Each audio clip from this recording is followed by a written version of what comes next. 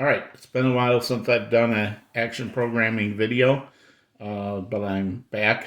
I'm going to take a little break from player missile graphics to talk tonight about the um, Action Runtime Toolkit.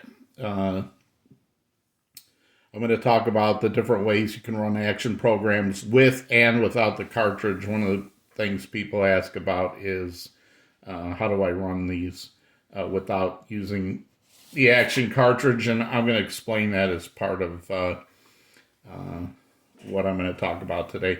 But before I get to the runtime package, let's just talk about the different ways you can run an action program. So the one way that I've used the most, right, is to read a file into the editor, then go to the monitor, compile, and then hit R to run. That's the normal way I would do it. The other way that I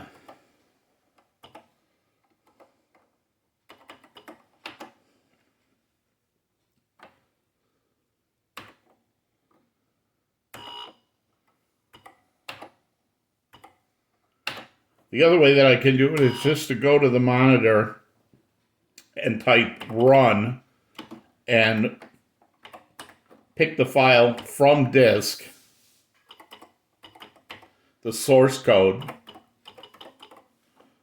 So this is the action source code that you just saw in the editor. It's not in the editor now, but if I type this run and read it off the disk, Action will load it into the load in the code, compile it, and then run it for you. So this was that hijack the reset key. So now if I go to the editor, I can see that that program ran.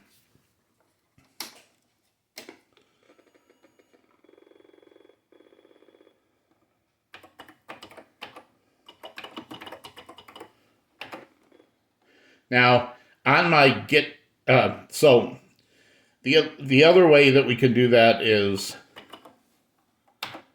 a combination, sort of. We're going to say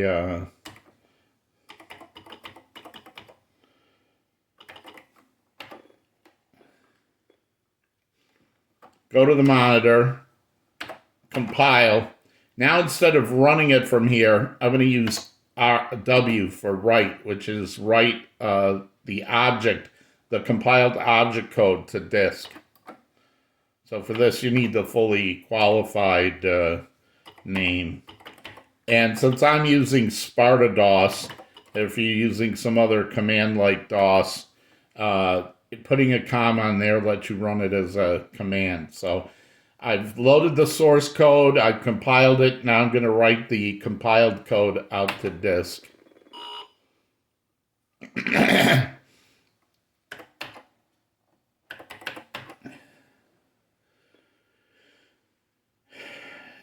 And if I go to disk, I can see that hijack res com. Why would I want to write that out to disk? Well, when I'm doing my initial programming, and I'm constantly changing code, then having it in the editor, modifying it, compiling it, running it's good. But for a program like this, this hijack the reset key that I want to use with Action, if I just make that a command at the start here,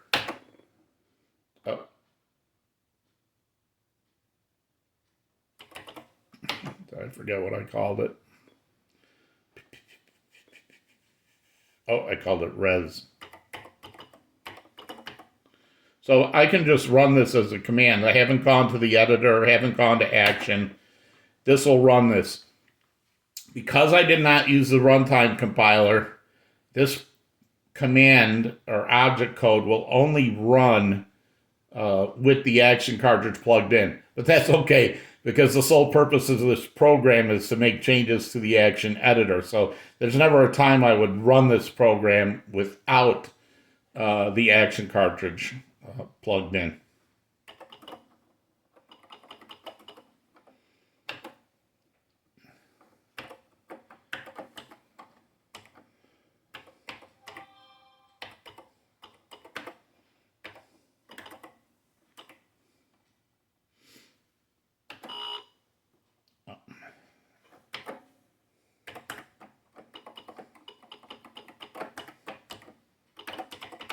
get reset, takes you back up a level.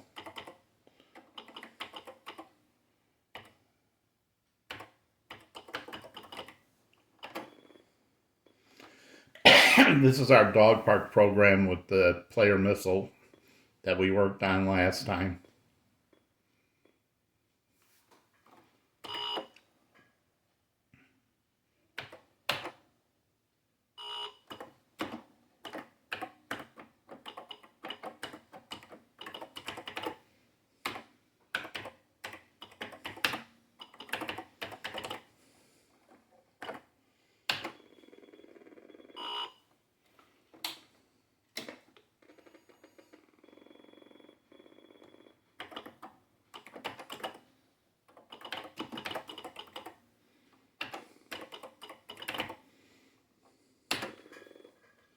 And this will run my program without ever having to go to Action. But there's a problem with Action giving you a nice clean return out of here. So we're going to talk about that in a minute.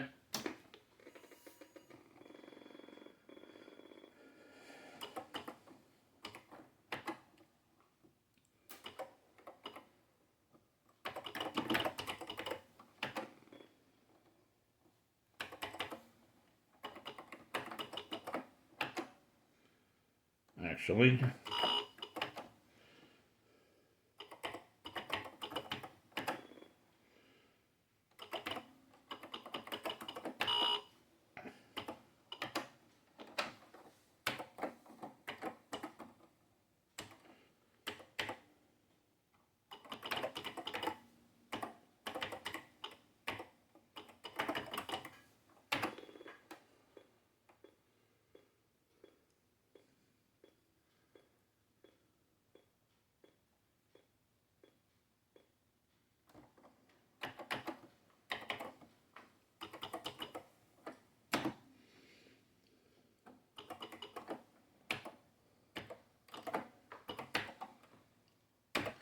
this is something I learned off the runtime cartridge. I'll talk about this in a minute.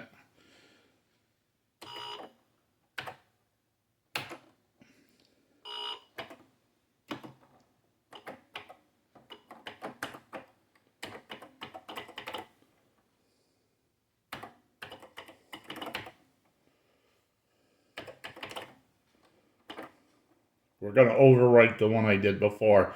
The only thing I added was that RTS byte at the beginning of the code.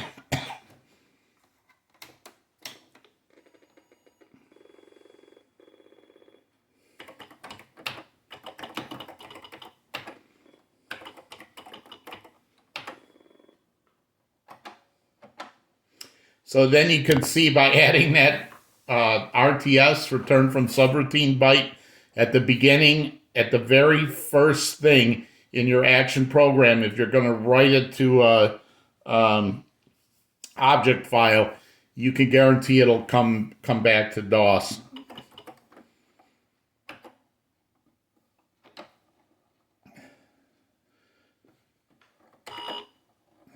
Whenever you've run a program that you've compiled and written as an object file, you should always reboot.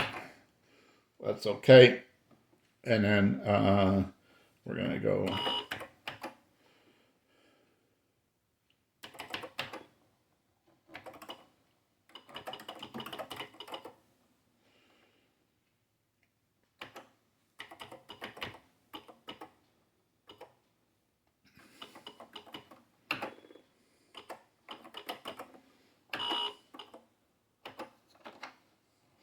All right, so,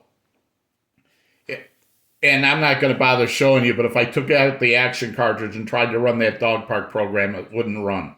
That's where we need the runtime package.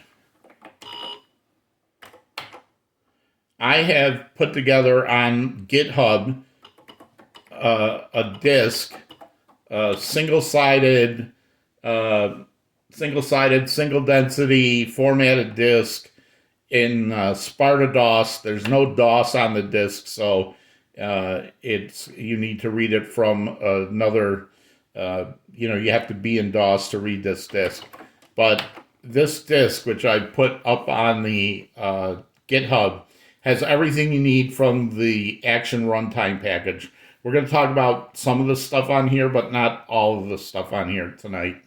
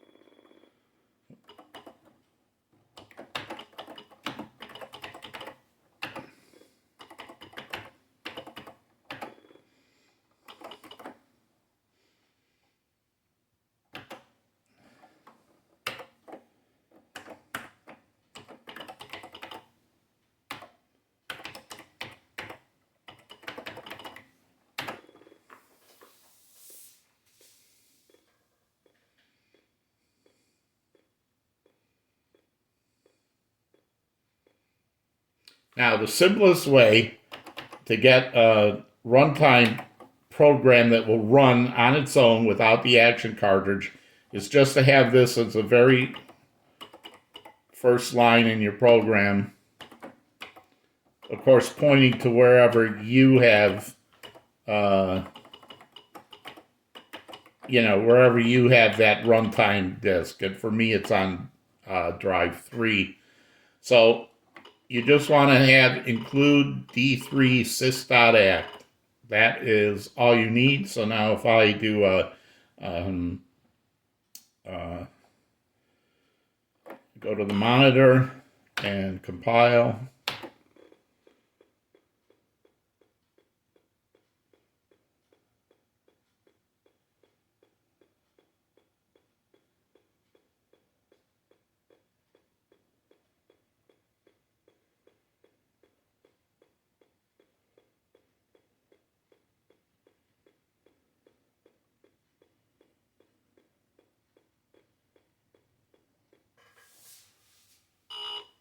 that's a lot of stuff it's reading in.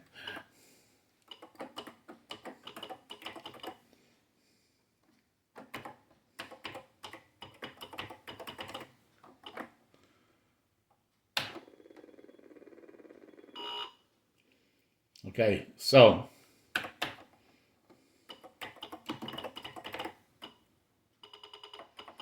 I wish Sparta DOS was at least the Sparta DOS I'm using was case insensitive, but it's not.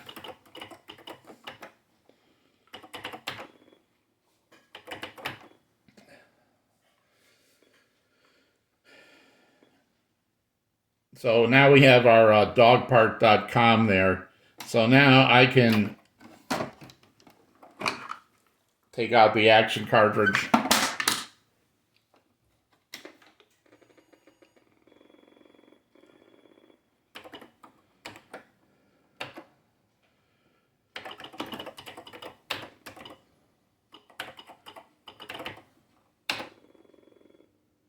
And this will now run without the Action cartridge installed. But it still has that same problem that I showed you on the other one. So what we're going to do is come back in here.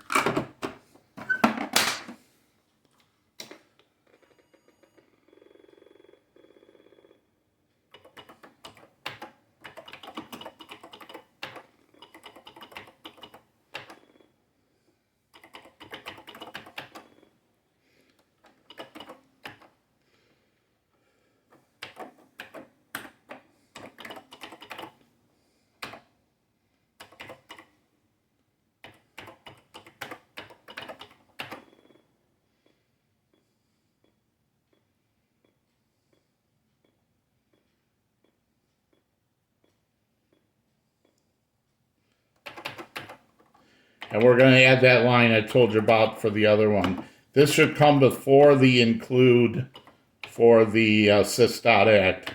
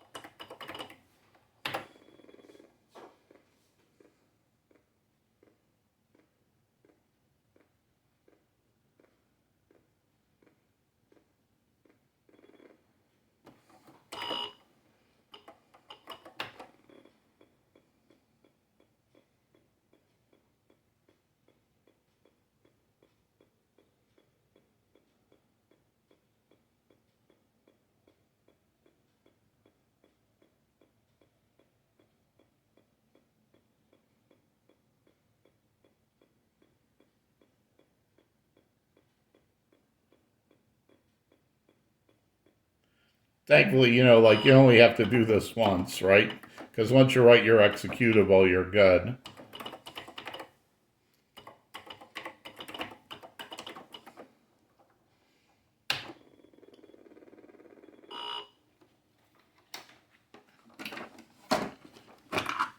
Bye-bye Action cartridge.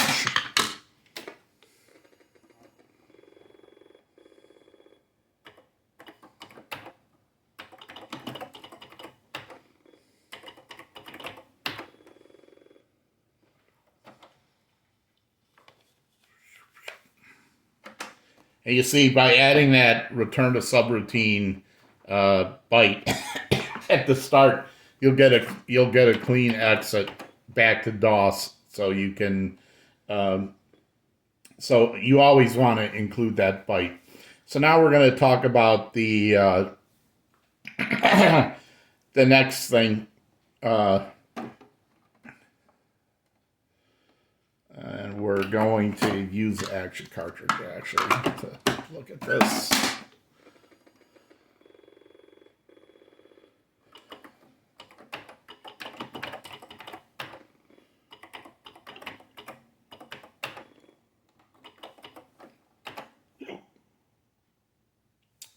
All right. The problem is you saw when I'm compiling that sysact is that includes absolutely every single routine off the cartridge. But chances are your program doesn't use every single routine. So, like for instance, I don't use peek or poke. I don't use the trigger functions. I don't use the joystick functions because I'm doing those off of a memory location instead of calling the built-in monitor. So if you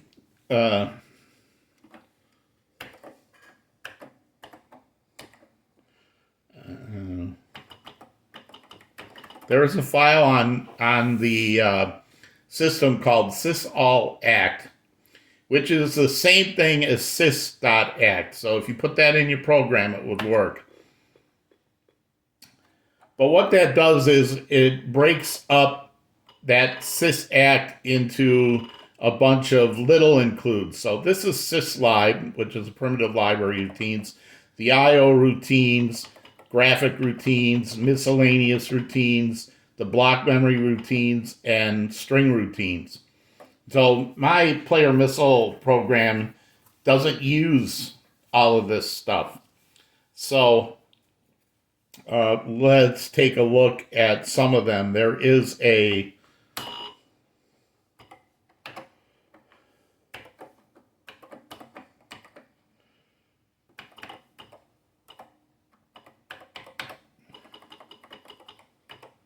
sysall.doc. Let's see.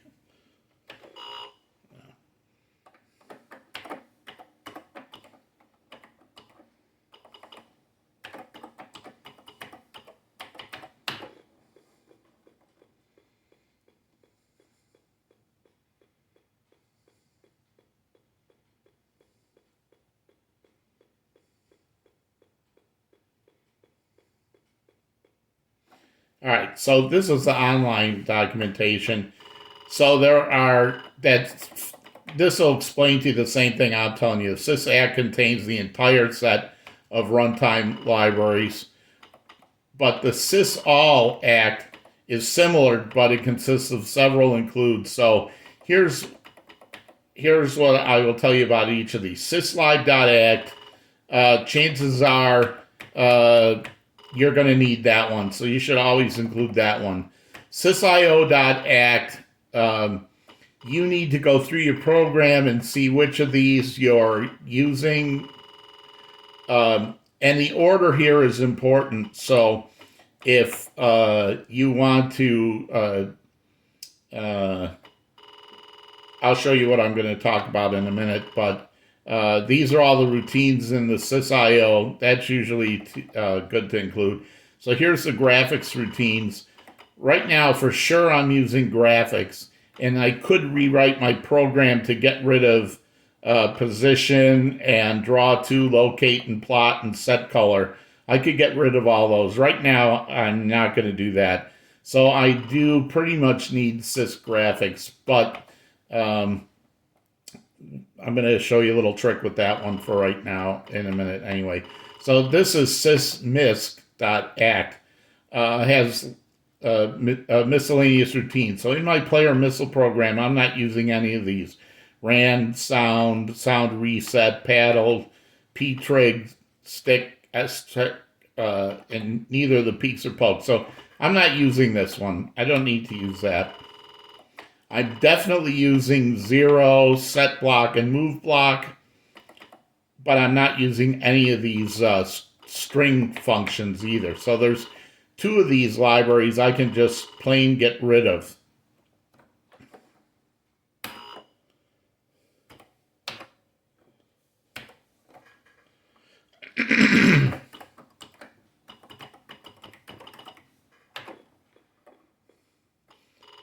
So I do not need the miscellaneous routines.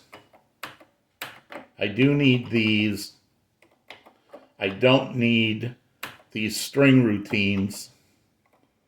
So for right now, I'm going to cut out 2 of those and leave these 4.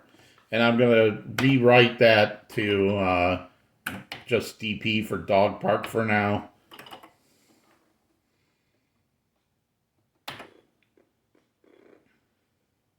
And there's one other thing I'm going to show you what you can do. You can also modify the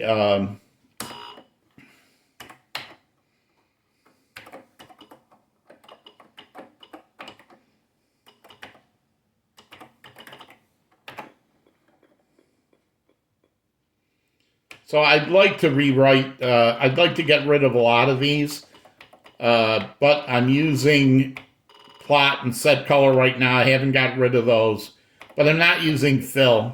So I can get rid of this. Don't get rid of the word module at the end. And then I'm going to call this my modified one also, like act, so I know that what it is.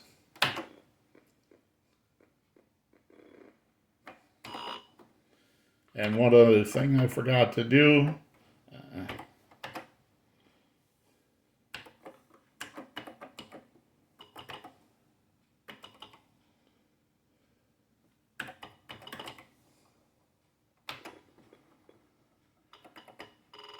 Is I have these on drive 3.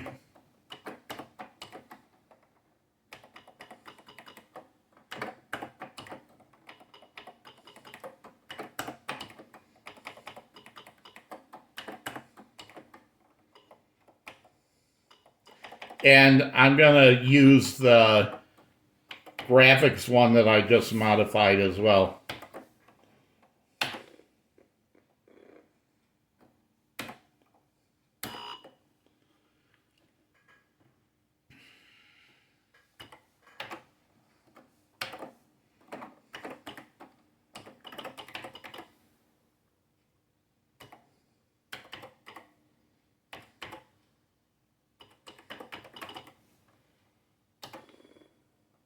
Oh, did I call that 2? I probably called that 2.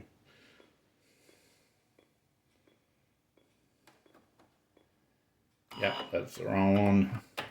Sorry about that. Live filming.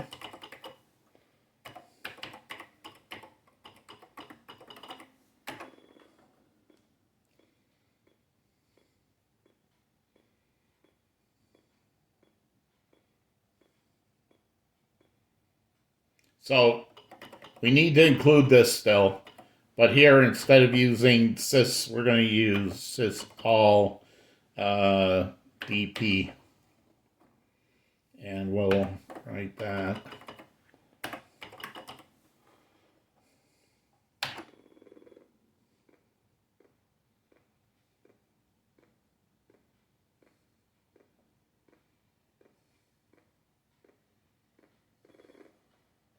You can experiment by going into, like you can go through your program and say, where am I using, routines? That's why when I use action routines, I, capitalize them. So I know move block is one of theirs, and zero, move block. Here's locate and plot, so I need those right now. I didn't get rid of them. And down here, I'm using graphics and set colors, so I can't get rid of those. And here I'm using print DE, so I need sysio for this print DE and the position. So those are all part of sysio.act. So I need to leave that. So we're going to change this and compile.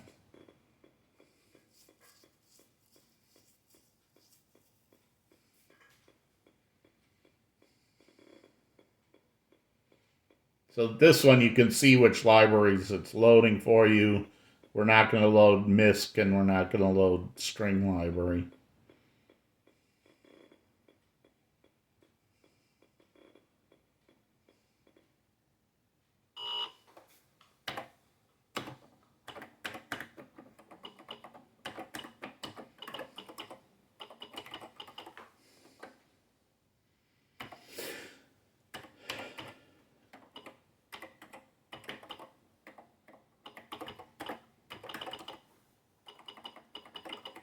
I get so used to writing ACT. All right, so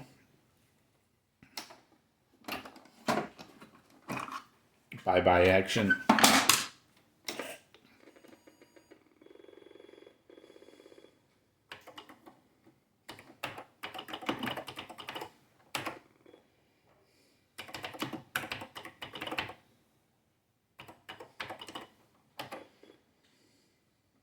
So you can see by changing those libraries, I made this object code slightly smaller, like by 300 bytes. But you could really chop down that graphics one, and I'm sure I could chop down sysio, but I didn't want to do it here. But just to show you that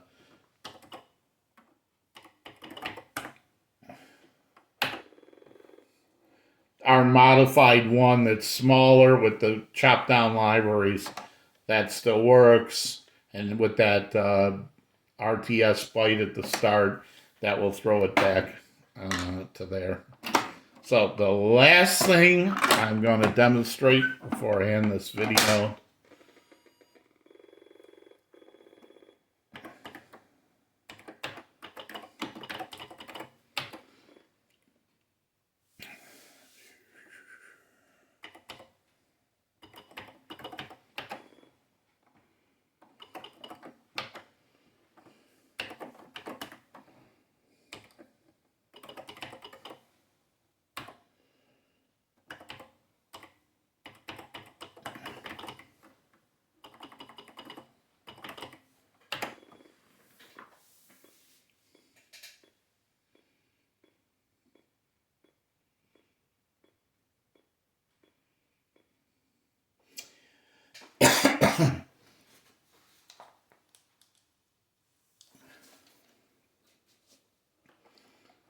so The last thing I want to talk about is when Action compiles this runtime cartridge, it's putting it at the top of memory for whatever DOS that you're using. If you just write it there and somebody loads your program on a DOS that like takes up more space, you may crash. It may crash your program or crash DOS or whatever. So you can actually tell Action where to compile your code in memory by adding these lines. Set E, and then some memory address.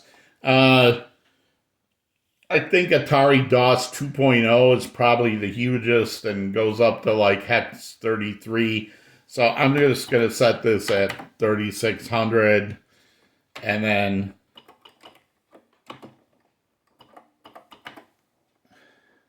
you also need to set this memory address to the same.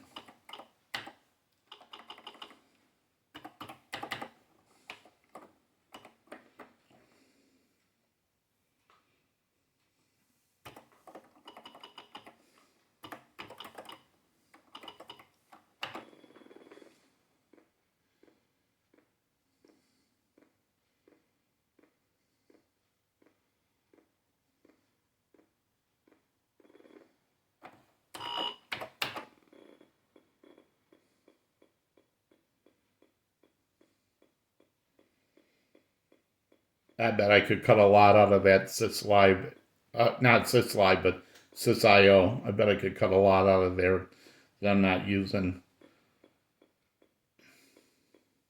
And I definitely should get rid of some of the graphics calls from the cartridge to cut down that sys graphics library even more. Oh, didn't like that. Let's see.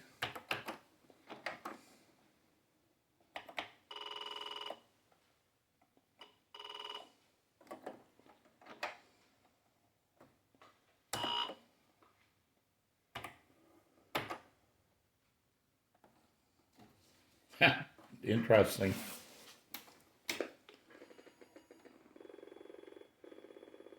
Maybe that doesn't work. You know what?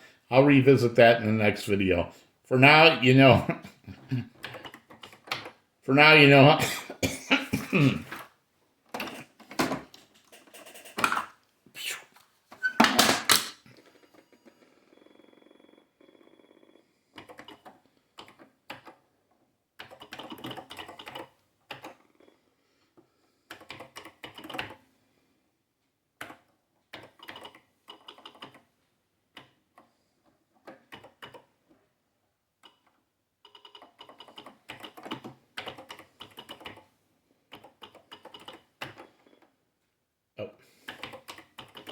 So for now, you know how to compile the program in Action and write an executable on the disk. If you grab that runtime package disk from my GitHub, and then you'll be able to run these without the cartridge.